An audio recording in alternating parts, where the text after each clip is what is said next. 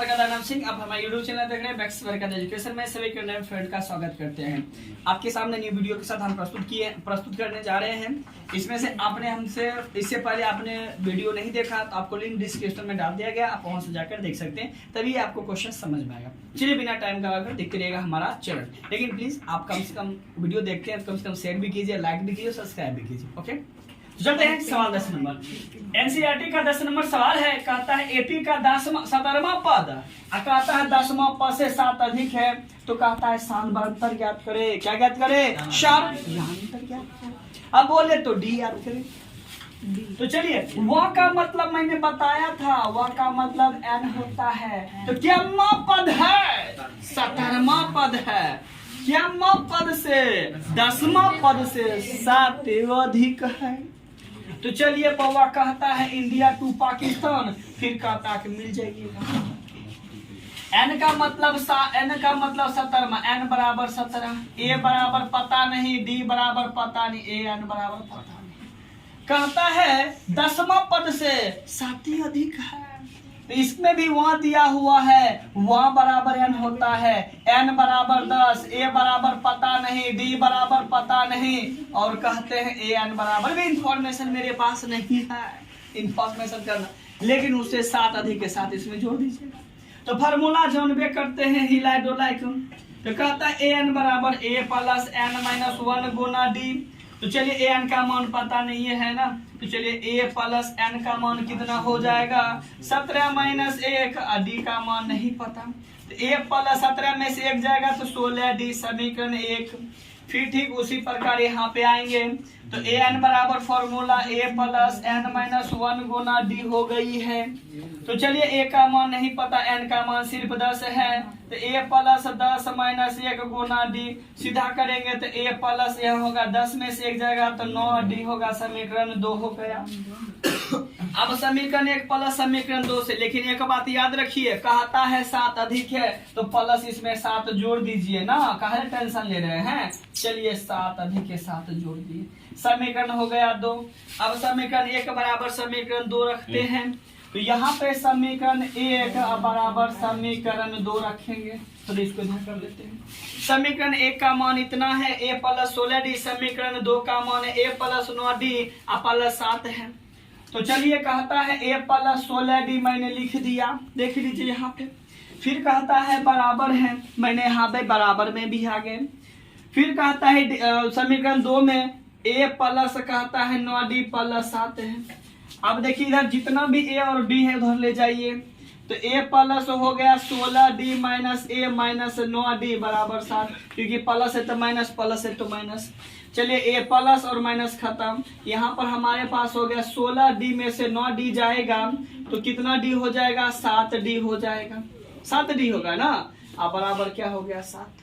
7 D होगा ना, 7 D. तो चलिए, डी बराबर क्या हो गया? 7 बटे क्या हो गया? 7 कट कितना मान है? 1, यानी डी बराबर 1 हो गया। यही तो हमें आंसर निकालना था। चलिए, तब तक आप इसका स्क्रीनशॉट लीजिए। ठीक है, चुकी है सवाल संख्या 11। कहता है एपी में 3, 12, 27 और 3, 15, 27, 39 का कौन सा पद है जो 54 पद से 132 अधिक है। तो ध्यान दीजिएगा, सवाल से ही सारा आंसर निकलती है। एपी में 3, 15, 27 और 39 का कौन सा पद है जो उसके 54 पद से, यहाँ देख सकते हैं 54 पद से 132 अधिक होगा। हमारे पास तो पता नहीं है, लेकिन हम तो देखेंगे वा का मतलब और अधिक है तो कंफर्म है, उसमें जोड़ने की काम होगी। तो चलते हैं यहाँ पर, इसको T1 भी, इसको T2।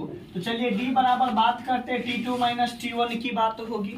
तो T2 का मान हमारे पास 15, T1 का मान हमारे पास 3 है, तो D बराबर हमारे पास हो गया 15 में से 3 जाएगा तो 12। जो पहला हमारा T1 है ना, वही हमारा A होता है। तो चलिए, A बराबर हो गया 3। तो कहता है 54 पद से 132 अधिक है, तो देखेंगे n बराबर 1 है तो 54वां पद कितना अधिक है, तो प्लस जो है उसमें 132 मार देना। तो चलते हैं, ए एन बराबर ए प्लस एन माइनस 1 गुना डी होता है। टी एन का मान हमको तभी जस्ट इसी से निकल जाएगा, या ए एन का मान कह सकते। ए का मान हमारे पास 3 है, n का मान हमारे पास हो गया 54 माइनस 1 गुना d का मान कितना है 12। कितना अधिक बोला जा रहा है यहाँ देख लीजिए 132 अधिक है, तो यहाँ 132 आप जोड़ दीजिए। तो चलिए an बराबर 3 प्लस 54 में से 3 1 जाएगा तो बढ़ेगा 53 और गुना 12 प्लस 132 होगा। चलते हैं गुना कर की बात करते हैं। गुना इसका कितना हो जाएगा, गुना है ना, चलिए यहाँ पे देख लेते हैं।